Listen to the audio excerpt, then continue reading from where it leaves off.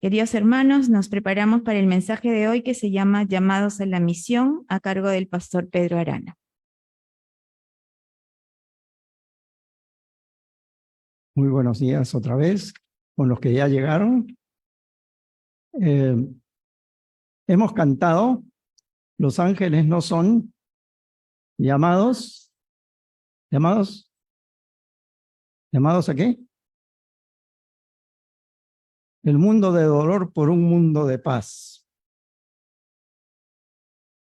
Es para pensarlo, ¿no? Resulta que cuando he estado pensando en este mensaje, en esta predicación, he tenido bastantes dificultades. Una de ellas es sentir que tenía que olvidarme de todos los mensajes anteriores sobre el pasaje. Y hacía poco leí que le pasó algo similar a un pastor que cuando dijo, Señor, ¿sobre qué voy a predicar? Le dijo, quema todos tus sermones. ¿No? ¿Por qué?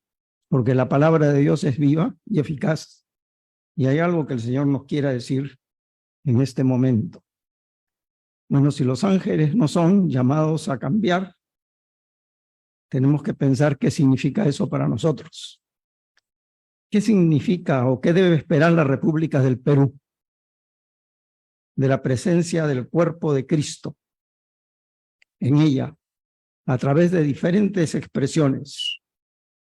Después de 500 años de estancia de la Iglesia Católica Romana, de 200 años de la llegada de la Biblia, de cerca de 150 años del arribo de denominaciones protestantes y evangélicas y de 100 años cumplidos de presencia presbiteriana en nuestra patria.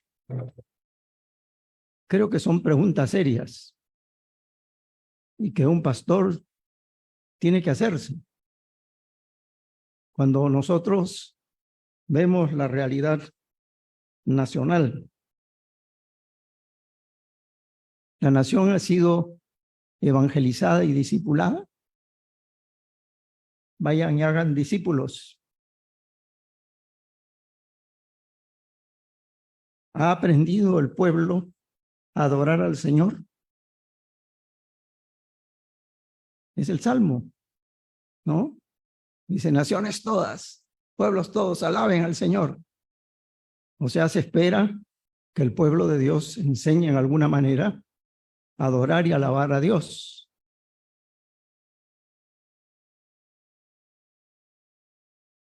Creo que solo plantearnos las preguntas como discípulos y discípulas de Cristo debe conducirnos a una revisión de vida personal y eclesial. Debe ser un llamado a la fe, a la humildad y al arrepentimiento. Porque los ángeles no son llamados a cambiar el mundo de dolor, pero después de 500 años no hemos cambiado nada, sino todos somos conscientes que la situación ha empeorado, que estamos como caídos en un abismo profundo, que no encontramos todavía el fondo en términos espirituales, morales, políticos. El único renglón que está en azul es económicos, que yo no entiendo cómo. Entonces, algo anda muy mal en el país y creo que tenemos que pensar qué es lo que el Señor espera de su iglesia y qué puede esperar un país de 30 millones o más de habitantes de parte de las iglesias. Porque tenemos diferentes expresiones de iglesias cristianas.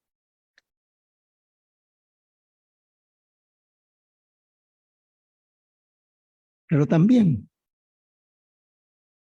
estamos llamados a escuchar con atención y esperanza lo que un pueblo minúsculo, en comparación con Egipto, Babilonia, Siria, Media y Persia, Grecia y Roma, nos ha hecho escuchar esta mañana de domingo 23 de abril. Muy interesante, miren ustedes. Ustedes, ¿quién le dice y a quién se dirige? Hermanos, es Israel que le está hablando al mundo entero. Ustedes, naciones todas, alaben al Señor. Había un sentido muy claro de por qué Dios los tenía en el mundo. Pero siguen, y ustedes, pueblos todos, alaben al Señor. O sea, hay una visión universal de la realidad de Dios y la necesidad de que los seres humanos aprendan a alabarlo y a reconocer su presencia. Y noten también esto, cuán grande es su misericordia por nosotros. ¿Vieron? El ustedes se cambió por nosotros. Y a veces a la iglesia le falta eso. Darnos cuenta que somos pecadores también, como ellos, como los demás, y que necesitamos acudir a la misericordia de Dios. Y esa es la palabra del Evangelio. Pablo usa 11 capítulos en Romanos para llegar a la conclusión de las misericordias de Dios, ¿no? Acudir a las misericordias es acudir al Evangelio, indudablemente. Pero hay algo más. La fidelidad del Señor permanece para siempre. Y hay rasgos en la naturaleza que nos hablan de esa fidelidad, ¿no? Anoche nos acostamos y de alguna manera sabíamos que iba a amanecer. Aunque los estragos que los seres humanos hemos hecho sobre la tierra y está descontrolada las estaciones, todavía seguimos pensando que hay un verano que se alargó, una primavera, un otoño, una primavera, un invierno. Que los días transcurren y en nuestro calendario serán 365 días, podemos planear ciertas cosas. Hay una fidelidad de parte de Dios. Evidentemente, los seres humanos estamos muy distantes.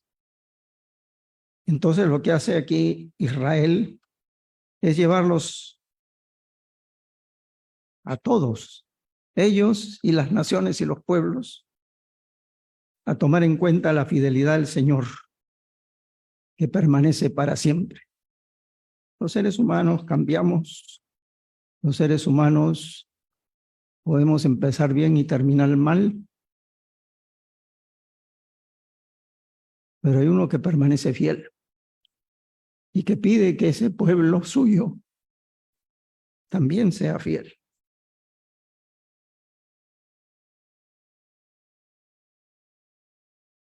Y pensaba pues en nuestra congregación. Somos una iglesia pequeña, pero grande es la misericordia del Señor por nosotros. Decía Pablo y decimos nosotros que estamos frente a nuestro gran Dios y Salvador Jesucristo. Y Él es quien nos llama a la misión. No porque seamos grandes, sino porque somos suyos. No porque seamos expertos, sino porque Él nos acompaña.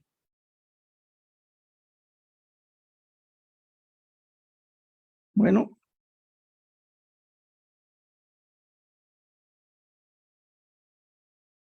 ¿y en qué consiste esa misión? Lo pongo en términos sencillos, en dar testimonio del reino de Dios en el mundo de Dios. dar testimonio del reino de Dios en el mundo de Dios y en esa porción del mundo que es el Perú, necesitado de la misericordia de Dios, como todas las otras naciones del mundo, necesitado de la fidelidad de Dios ante tantos fracasos históricos. Y cuando miramos un pasaje como el que hemos leído en el Evangelio, vemos que el modelo, lección y poder para la misión cristiana, para el llamado que el Señor nos hace a nosotros, el modelo, la lección y el poder, repito, es Jesucristo nuestro Señor.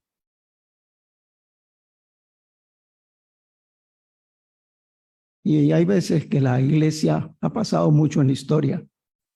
Se olvida que ese es el modelo y quiere sustituir algunas cosas para atraer a la gente.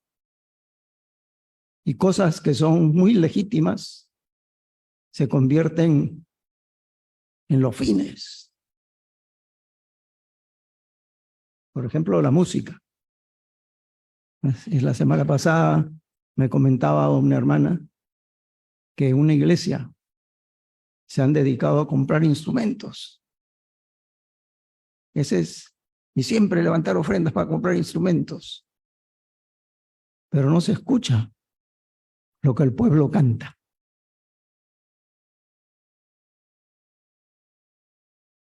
Y aquellas personas que tienen afecciones a los oídos no pueden tolerar. Eso es lo que el Señor quiere de su iglesia. Bueno, vamos a ver nuestro pasaje en Mateo. Y yo quisiera hacerlo a través de tres personas, de tres palabras, no personas, de tres palabras que encontramos en estos textos que hemos leído y que tienen elementos subjetivos y objetivos. Esas tres palabras son pasión, compasión y oración. ¿Está bien? Yo creo que se van a acordar. Pasión, compasión y oración. Y cada una de ellas invita a la acción.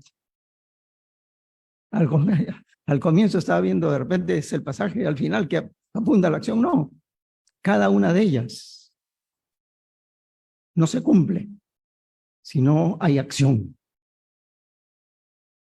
Jesús recorría todas las ciudades y las aldeas y enseñaba en las sinagogas de ellos, predicaba el evangelio del reino y sanaba toda enfermedad y toda dolencia en el pueblo.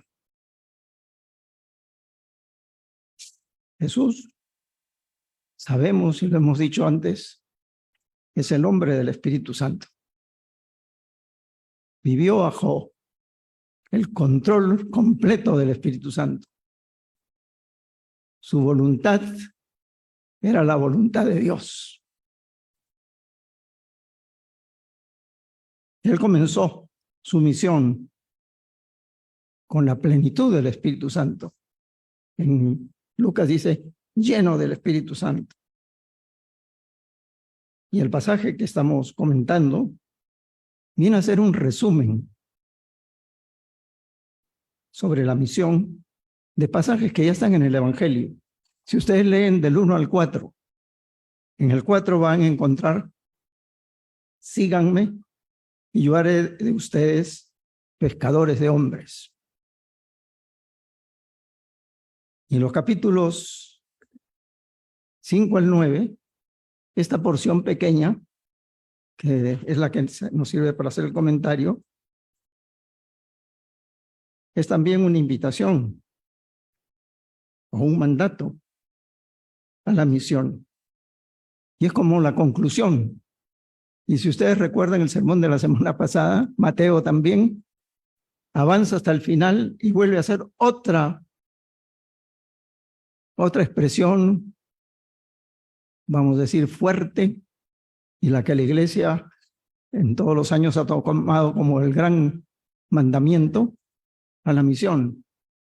Vayan y hagan discípulos a todas las naciones. Y lo que hay veces no notamos cuando leemos un texto así es que el Señor Jesús tuvo una pasión.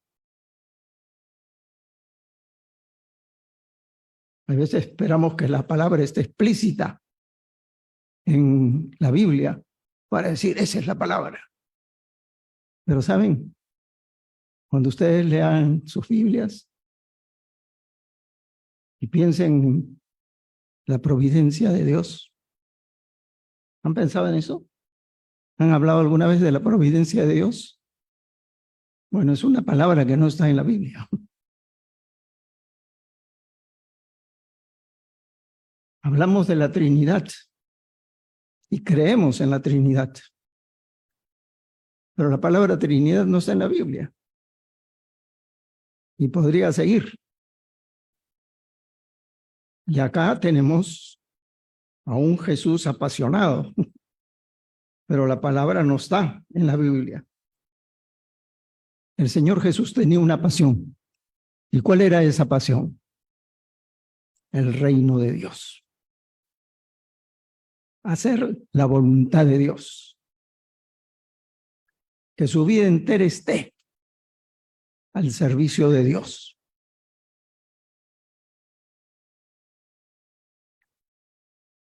Y así lo enseñó también a sus discípulos en el Padre Nuestro. ¿Recuerdan? Que venga tu reino, que sea hecha tu voluntad en la tierra como es hecha en el cielo. Bueno, ¿qué nos quiere decir eso? Que somos parte de lo que el Señor espera de nosotros. Que el reino de Dios, la voluntad de Dios, sea también nuestra pasión. Pero no siempre es, porque hay otras pasiones que intervienen. Y me acuerdo, bueno, se lo voy a decir igual, de Víctor Raúl, cuando encontraba que habían problemas, decía, las pasiones humanas. ¿No? Las pasiones humanas. Era la forma de ver en términos negativos la pasión. Y verdad, las pasiones humanas nos envuelven en muchos problemas. Pero aquí estamos hablando de Jesús y su pasión por hacer la voluntad de Dios, por el reinado de Dios en la vida humana, y muestra esa pasión como un sentimiento muy fuerte hacia la realidad de la persona y del reino de Dios. Queridos hermanos, para Jesús Dios no era una idea. Era la realidad suprema que él le llamaba Padre. Y eso fue el gran cambio que vino con el cristianismo. Que podemos decir al Señor Padre. Padre nuestro. Qué interesante. Siempre nos gusta y a veces, Padre mío, sí está bien, ¿verdad? Pero es Padre nuestro, de todos los que confiesan el nombre del Señor. Y eso vino por enseñanza del Señor. Les digo, como un sentimiento muy fuerte hacia la realidad de la persona de Dios y su reino. Así la pasión es una reacción intensa que engloba entusiasmo y deseo por lograr algo. Si me estoy explicando bien, eso es lo que mueve a la gente. La razón, el intelecto no mueve a nadie. Lo que mueve a la gente es la pasión. Pero aquí el Señor nos dice, en términos de recorría, enseñaba, predicaba, sanaba, que estaba en acción y que era un apasionado por lo que hacía, porque todas estas eran la comunicación del reino de Dios.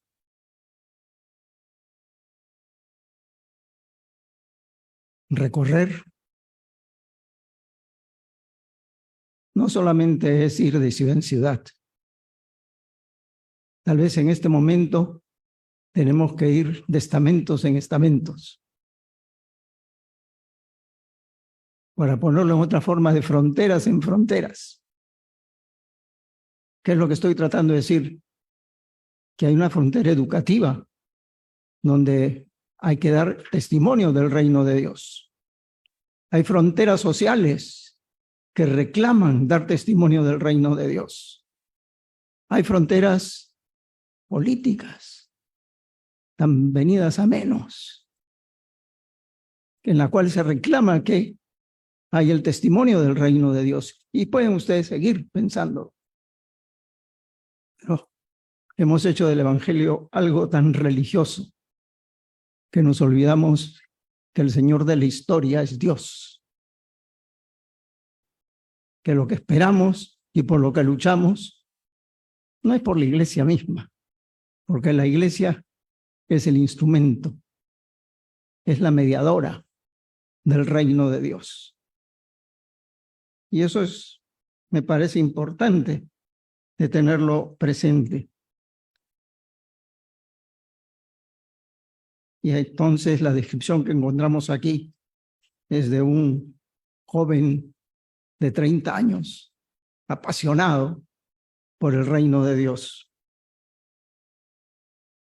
Recorría, enseñaba, predicaba y servía.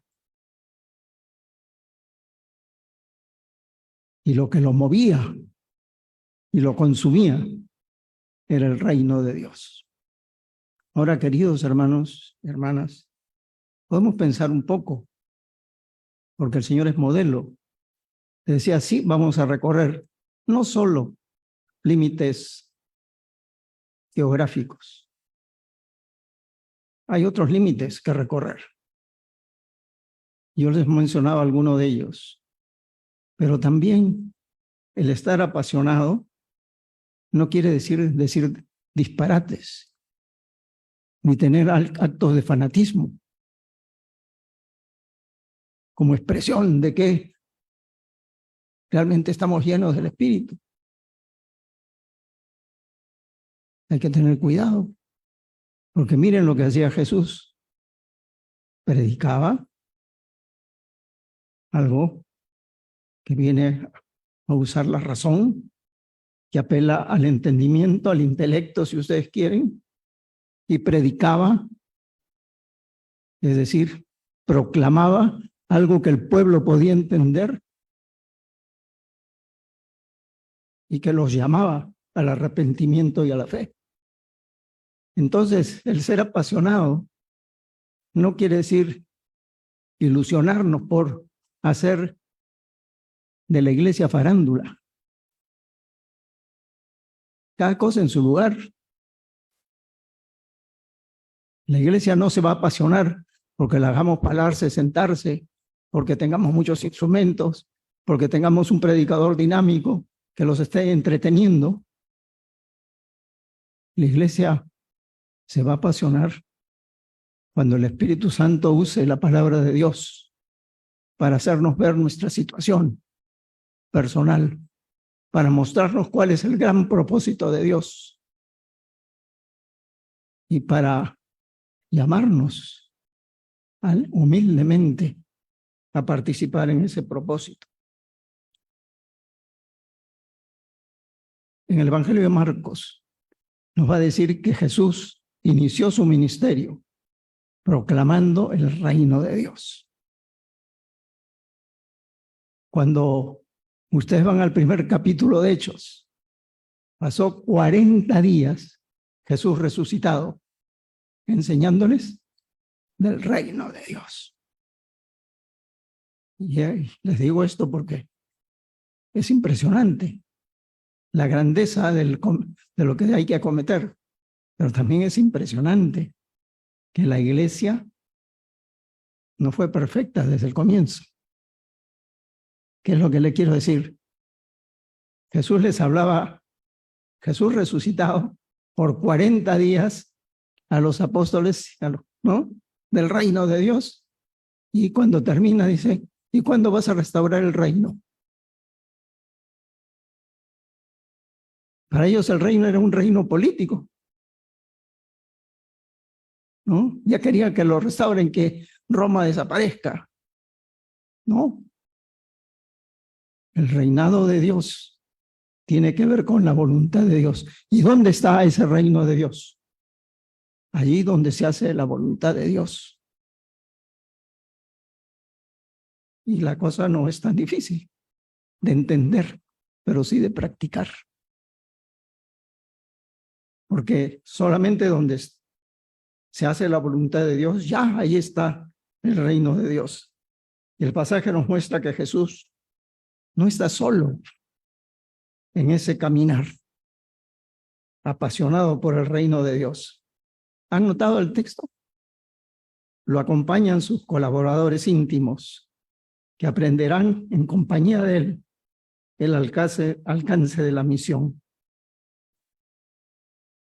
la manera de llevarla a cabo y la iniciativa de Dios que se anticipa a su llamado. Es cuestión de ver el texto mismo, ¿no es cierto? El texto que estamos viendo nos dice que estuvo caminando con sus discípulos. Entonces no está siendo solo. Y algo que entendemos en lo que el Señor quiere hacer con su iglesia es que la tarea no ha sido encomendada solo a los pastores, presbíteros, diáconos, maestros, sino a todos los discípulos. Y eso es sumamente importante. Y que esa pasión nos debe llevar a la acción.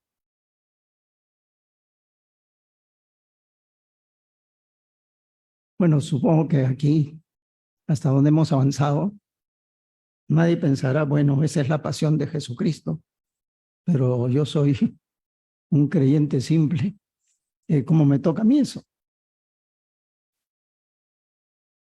Y vuelvo a repetir algo que creo que es importante. El Señor Jesús anhelaba que esa sea también la pasión de sus discípulos, es decir, de nosotros. Por eso es que el Evangelio no se puede reducir a 4 leyes, ¿no? A cinco líneas que se quieran explicar. El Evangelio es Jesucristo mismo. Y Jesucristo es Dios hecho hombre. No nos va a alcanzar la vida para conocerlo mientras estemos aquí. Desborda nuestro entendimiento. Y los cristianos estamos llamados a conocerlo. Entonces, les dije antes que para Jesucristo hablar del Dios de su Padre y del reinado de Dios no eran ideas. Él lo experimentaba en su vida. Cuando predicaba, cuando enseñaba, cuando sanaba. Es decir, en su servicio era la evidencia de que el reino de Dios había llegado.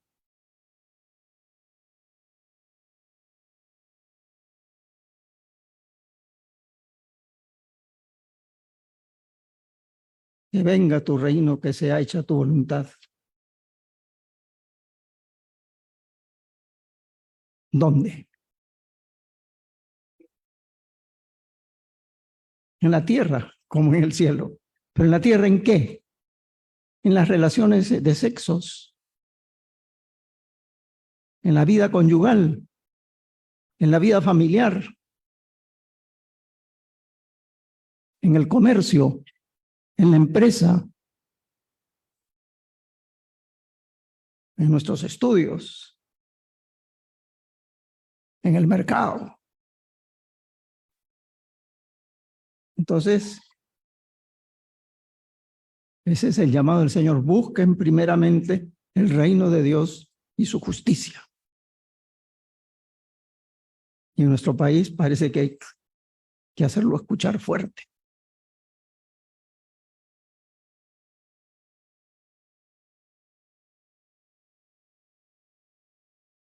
Y les decía que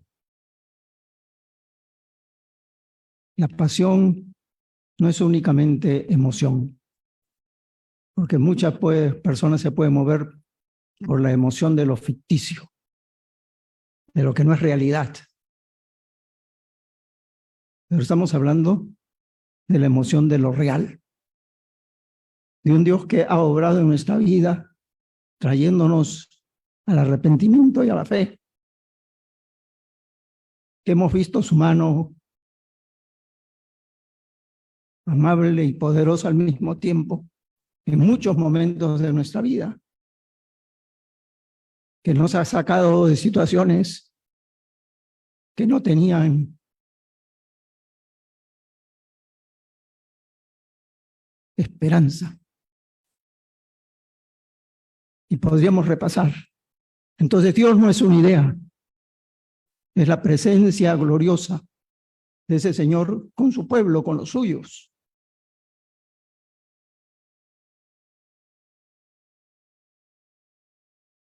Entonces, Jesús era apasionado, pero también era compasivo. Y vemos la compasión del Señor en el texto.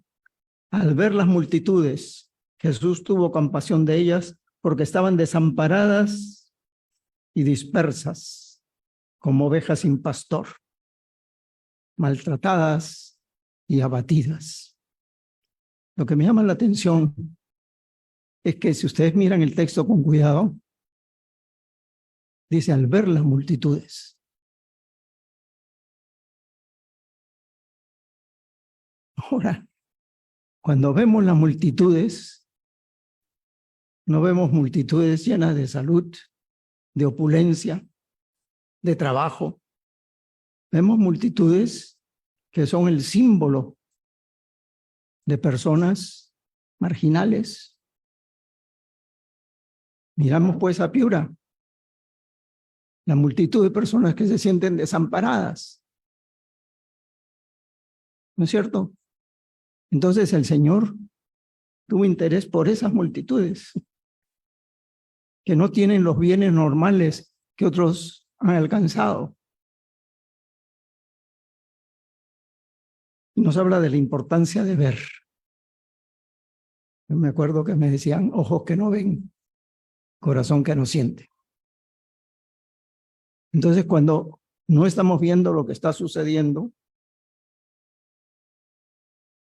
el abandono que el Estado y las iglesias hemos hecho de aquello que nos tocaba hacer y repercute en la vida de muchas personas. Ahora, claro, el Estado le toca hacer muchas cosas que las iglesias no deben hacer, pero las iglesias deberíamos estar presentes para socorrer espiritualmente y moralmente a las personas que están sufriendo. Y ese es el gran problema, que muchas veces no estamos viendo lo que está sucediendo. Las multitudes que sufren en el norte por el embate de la naturaleza, nuestros niños desnutridos, con anemia. Por supuesto que no nos toca a todos como iglesia preocuparnos, pero sí preocuparnos por esa realidad y desde el lugar donde estamos, hacer que tenga relieve. Miren, si los niños que están sufriendo, que es una cantidad bien alta, hablaron creo de 3 millones, no están bien alimentados, están sufriendo de anemia, estamos perdiendo el futuro del país, porque no solamente van a estar más enflaquecidos, sino su capacidad mental no puede ser desarrollada.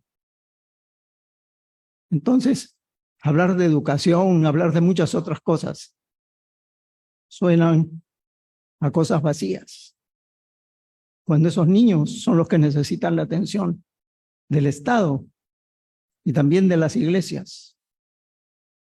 Realmente demos gracias a Dios porque podemos cuidar a nuestros niños. Pero estamos llamados a pensar en tanta gente que no lo puede hacer.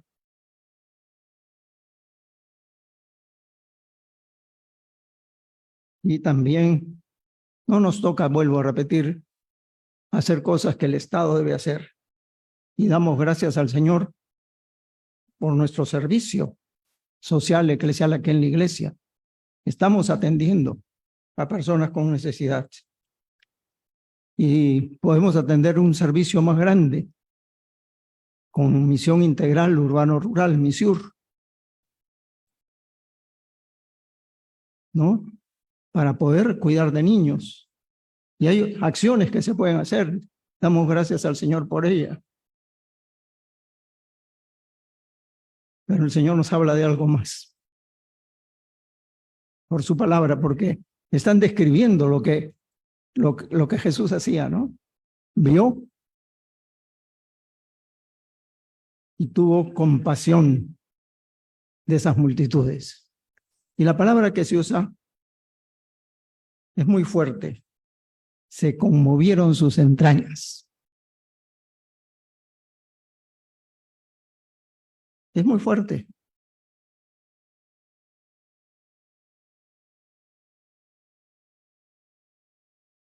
Y lo primero que nos habla aquí, ¿han visto cómo la figura cambia?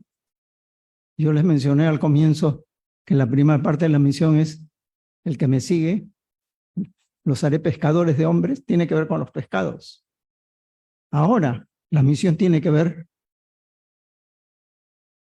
con el pastor. Estaban dispersas y abandonadas como ovejas que no tienen pastor.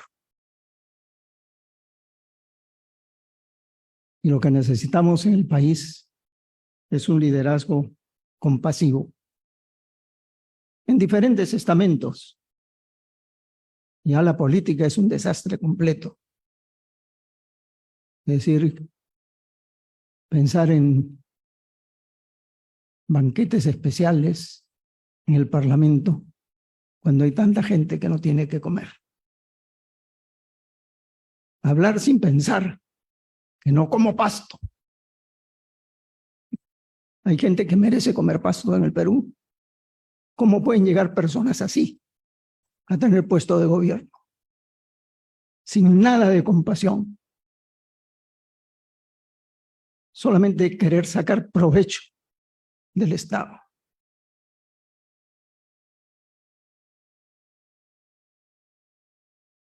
Y ese es el liderazgo compasivo.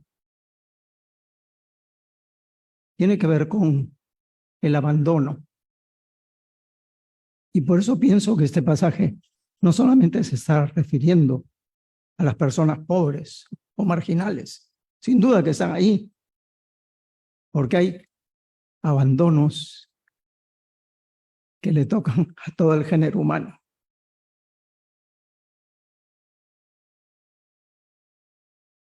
Y que hay personas que muestran su pobreza porque lo único que pueden acumular es riqueza. Pero van a sufrir igual que otros el abandono del éxito, que quiebre la empresa, que no se pueda sostener como antes. Y tenemos que revisar qué es lo que estamos haciendo.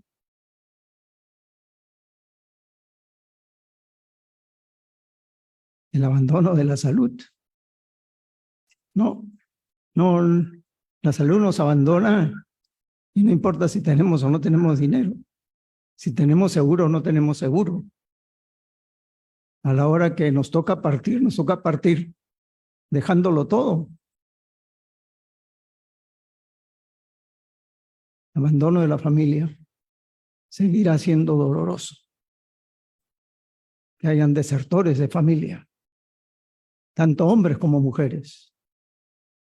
Será siendo muy doloroso la separación de cónyuges. Porque no es lo que Dios quiere. Y lo único que como seres humanos no podemos sentir abandono es de Dios. Padre, ¿por qué me has abandonado? Para que el mundo no se sienta abandonado. para que sepa que tiene un padre que cuida, protege, y que esa familia se encuentra en esa comunidad que se llama iglesia.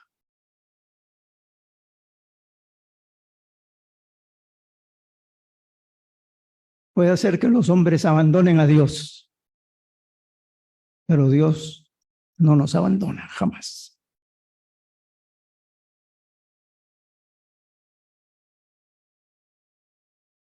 Yo le decía 3 palabras, a ver quién se acuerda. Muy bien, muy bien. Me hacen recordar mi clase de química. Entonces dijo a sus discípulos: ciertamente es mucha la mies, pero son pocos los segadores. Por tanto, pidan al Señor de la mies que envíe segadores a cosechar la mies.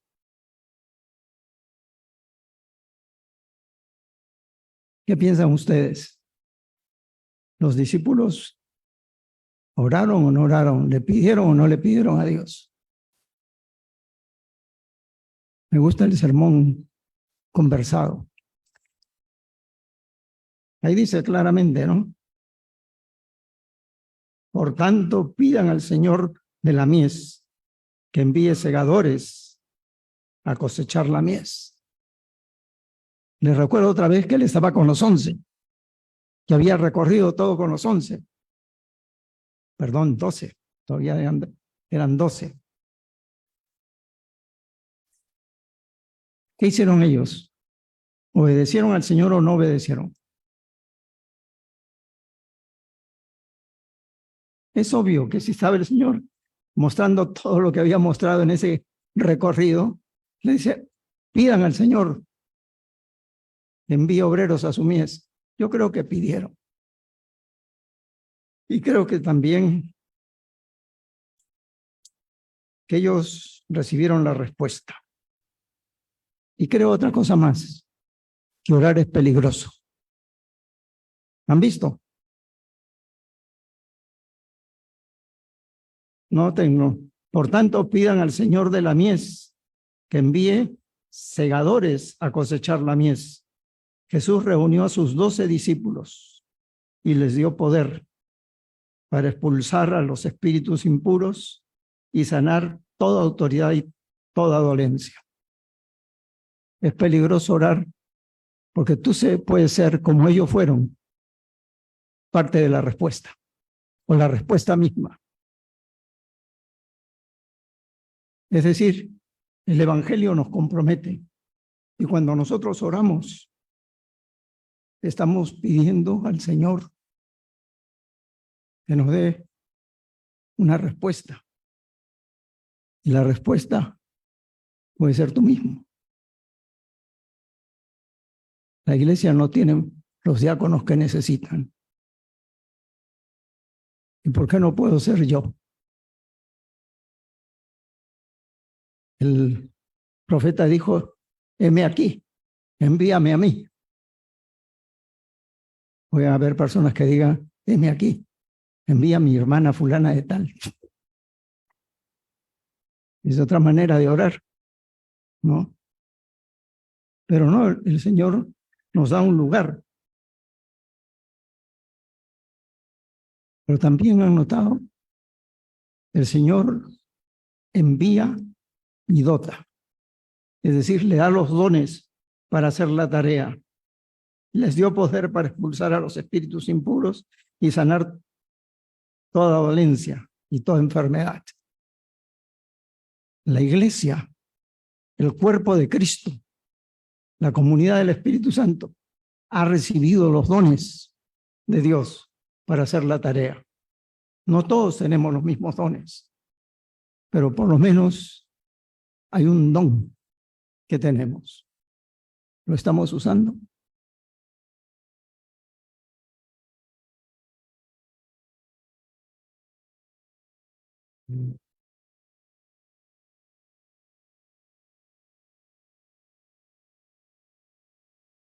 Debemos orar también por aquellos que nos falta. En mi caso, Yo oro que el Señor me dé pasión, compasión y que a pesar de los límites que puedo, limitaciones, acción.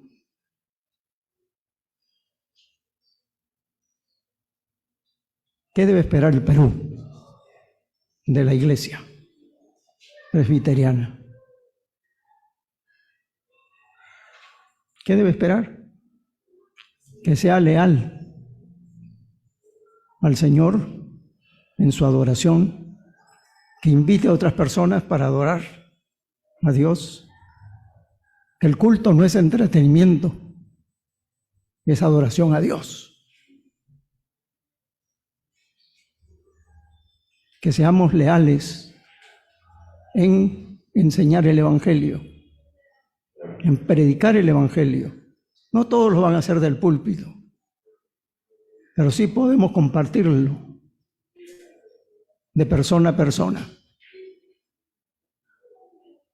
Hemos tenido bastante tiempo de capacitación, iniciación cristiana, los cursos bíblicos. Yo diría que en cada hogar presbiteriano de Pueblo Libre, ¿no?, debería haber un grupo de estudio bíblico con los amigos. ¿Debo decir más? Nosotros no nos toca hacer lo que al Estado le toca hacer. Lo que nos toca hacer es eso, servir donde podemos servir. No pensar en las grandes cosas que hay que hacer, sino en el lugar donde Él nos ha puesto. Que el Señor nos bendiga y nos haga bendición. Amén. Perdón, vamos a orar. Señor, te rogamos que más allá de las expresiones que mis hermanos y hermanas y yo mismo hemos escuchado, tu palabra llegue a nosotros y nos mueva para amarte a ti, amar tu voluntad y suplicarte que tu compasión sea con nosotros y que tengamos una pasión renovada por ti y por tu reino, por gratitud, por amor. Bendecimos tu nombre y bendice a esta porción de tu pueblo. En Cristo Jesús. Amén.